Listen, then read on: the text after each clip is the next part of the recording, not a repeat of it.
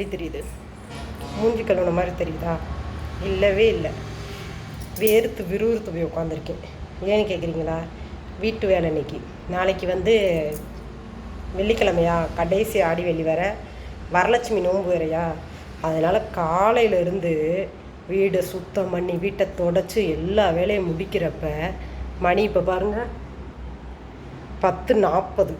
6:30 மணிக்கு ஸ்டார்ட் பண்ணேன். சமையல் வேலையை முடித்து வீடை சுத்தம் பண்ணி வீடை தொடச்சி துணி துவைச்சு, இதுக்கு இடையில ஒரு குழந்தை குட்டீஸ்களுக்கு ஒரு பாயாசம் ஒன்று ரெடி பண்ணி, அதுவும் நான் உங்களுக்கு யூடியூப்பில் போடுறேன் பாருங்கள். என்னுடைய சேனலில் போய் எப்படி வெறுத்துருக்கேன் பார்த்தீங்களா?